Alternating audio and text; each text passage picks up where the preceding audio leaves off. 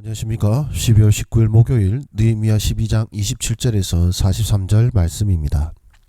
예루살렘 성벽을 복원하게 되니 각처에서 레위 사람들을 찾아 예루살렘으로 데려다가 감사하며 노래하며 재금을 치며 비파와 수금을 타며 즐거이 복원식을 행하려 하매, 이에 노래한 자들이 예루살렘 사방들과 드노바 사람의 마을에서 모여들고 또 벳길갈과 게바와 아스마엘들에서 모여들었으니, 이 노래하는 자들은 자기들을 위하여 예루살렘 사방에서 사방의 마을들을 이루었음이라.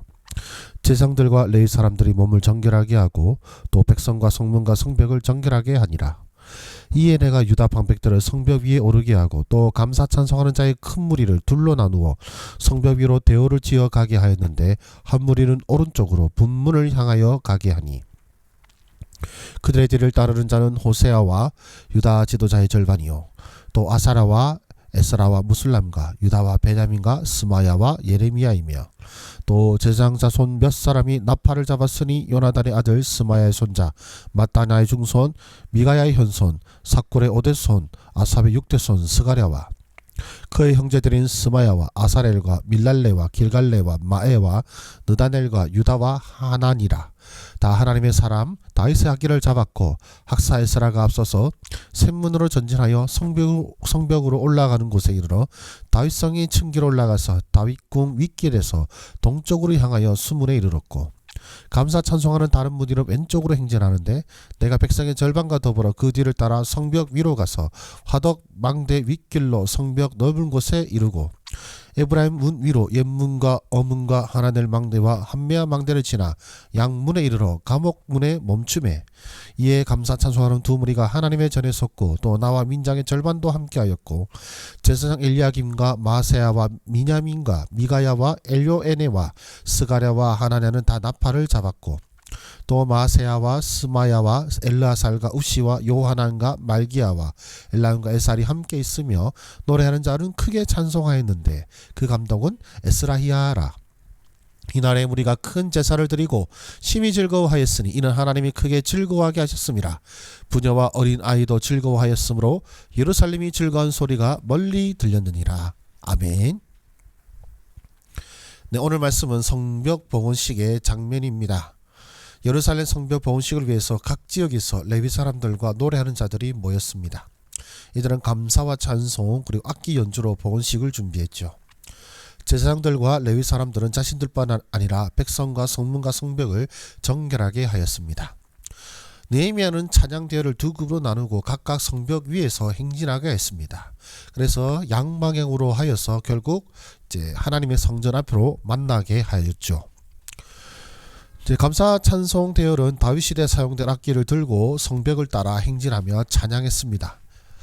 에스라 학사도 그 대열을 이끌었습니다. 그리고 두 찬양 대열이 하나님의 성전에 모여서 함께 큰 제사를 드리고 찬양할 때에 모든 사람들이 하나님께서 주신 기쁨으로 인해 즐거워하였습니다.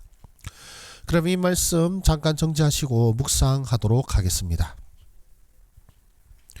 네, 하나님은 어떤 분이십니까? 하나님 뜻에 순종하는 백성들에게 기쁨을 주시는 분이십니다. 제가 느헤미야 초반기 때 말씀을 드렸지만, 이 예루살렘 성벽 건축은 그냥 성벽을 건축한 의미가 아니라 하나님께서 새 언약을 맺으시는 그런 신호탄이라고 할까요? 하나님께서 새 언약을 이제 행하시는, 즉 예수 그리스도의 오심을 이제 이루시는 하나의 어떤 상징이라고 볼 수 있는 것이 성벽입니다. 이 성벽의 회복은 결국 하나님의 구원의 뜻을 이루는 큰 한 걸음이 되는 것이죠. 그래서 하나님께서는 이 하나님의 뜻에 순종하여 이 성벽을 완공하고 하나님께 봉헌하는 이 모든 것을 하나님께서 행하셨음을 고백하는 가운데, 하나님을 찬양하는 이 무리들에게 하나님께서는 어떤 것을 주십니까? 큰 기쁨을 주셨습니다. 크게 즐거워하게 하셨습니다. 왜냐하면 하나님이 기뻐하시기 때문에 그렇습니다. 그래서 부녀와 어린아이들도 즐거워하고, 그로 인해서 예루살렘 즐거워하는 소리가 멀리 들렸느니라고 말할 정도로 큰 기쁨이 그 성 가운데 임하였습니다. 하나님께서는 하나님의 뜻에 순종하고 이 일을 행하신 하나님을 찬송하는 백성들에게 기쁨을 주시는 분이십니다. 그리고 오늘 말씀은 우리에게 무엇을 말씀하시나요? 주께서 우리 가운데 행하신 일들을 보라는 것입니다. 느헤미야는 이제 두 그룹으로 나누어서 성벽 위를 돌면서 하나님을 찬송하게 하였습니다. 이 성벽 위를 돌면서 그들이 무엇을 보고 있는 것입니까? 바로 하나님께서 자신들을 가운데 행하신 놀라운 일들인 바로 이 성벽을 그들이 처음부터 끝까지 돌아보는 것입니다. 그리고 그 돌아보는 가운데 이제 추억에 빠졌을 것입니다. 이럴 때 정말로 이런 어려움이 있었으나 하나님께서 이 고비를 넘기게 하셨고, 이 성벽이 완공될 것이라는 꿈에도 생각하지 못하였으나 하나님께서 이렇게 우리 눈으로 이 완공된 성벽을 보게 하시는구나, 여러 마음들이 있었을 것입니다. 하나님께서 우리 가운데 또 행하신 일들은 더 크고 놀라운 일들이 많이 있습니다. 아무쪼록 여러분들의 삶을 돌아보시면서 원망과 어떤 불평을 꺼내시기 전에 여러분 가운데 행하신 하나님의 일들이 무엇인지를 곰곰이 생각할 수 있는 귀한 시간 되시기를 소망합니다. 그리고요, 주께서 행하신 일들을 아는 자는 주를 예배하라라고 하였습니다. 이 감사 찬송하는 두 무리가 결국 어디 앞에서 모이게 됩니까? 하나님 전에 앞에 서게 됩니다.